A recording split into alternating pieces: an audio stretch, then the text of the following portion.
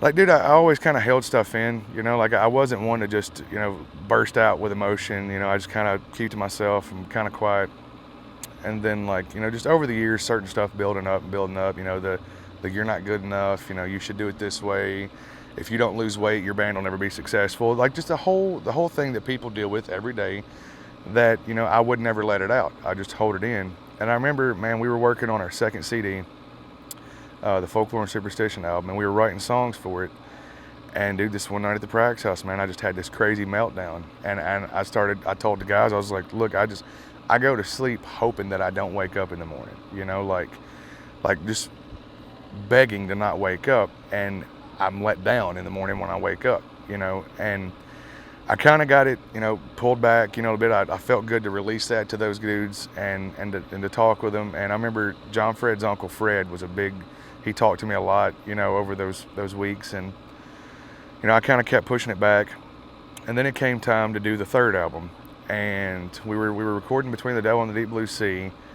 And those feelings of like worthlessness that, I have no self-worth, it all started coming back.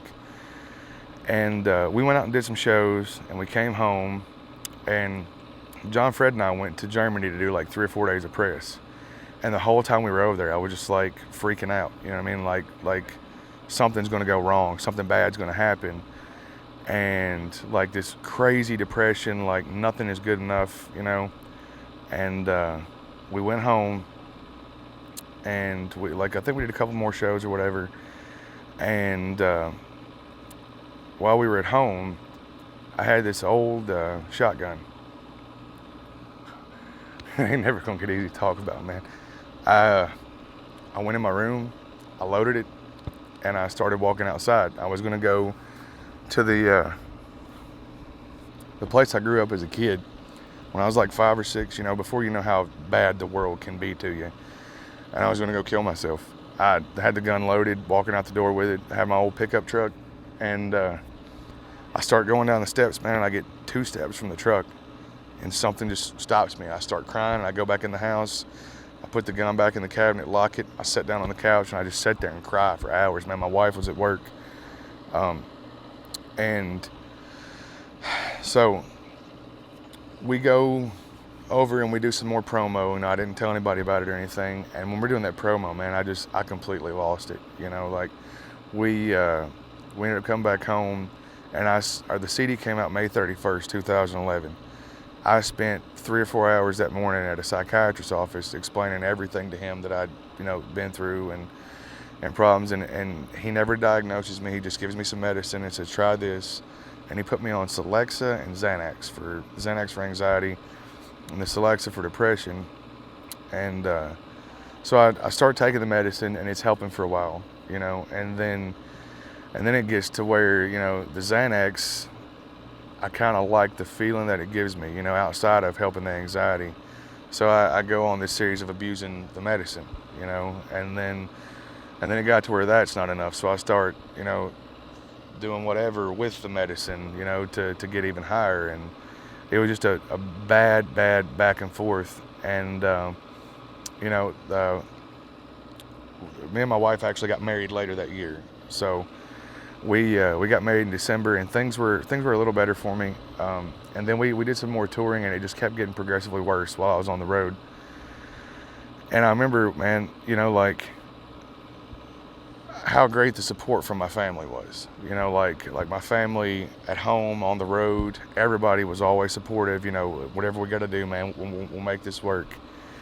And I remember Fred telling me one time, man, he said, you ever listen to any Bob Marley? And I was like, not really, man. I've heard Get Up, Stand Up. I Shot the Sheriff. He's like, man, listen to some of the other stuff. He was like, listen to Three Little Birds. Listen to One Love. Like, listen to all this stuff. And man, I remember sitting down, and me and my wife were getting ready to go to bed one night, and I downloaded a Bob Marley album on iTunes, the Legend album. And I was like, I want to try this. I want to just try to relax. I remember I didn't take any medicine that night before I went to bed, because normally I take a couple Xanax and go to sleep, just get zombified and go to sleep. That's just what I did.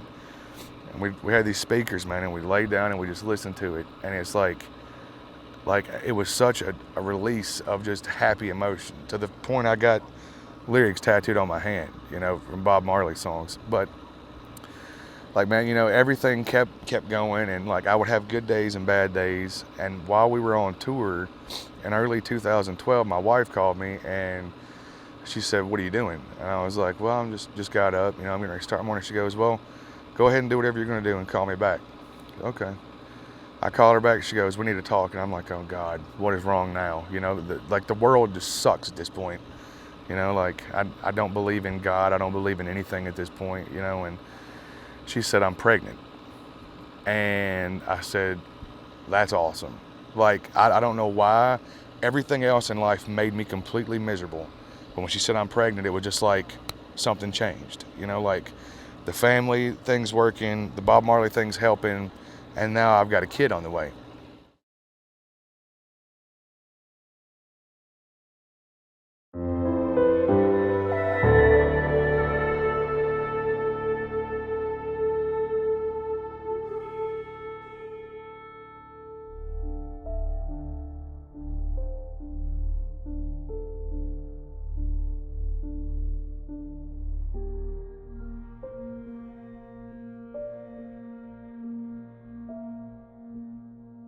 You matter, you're needed, and you rock.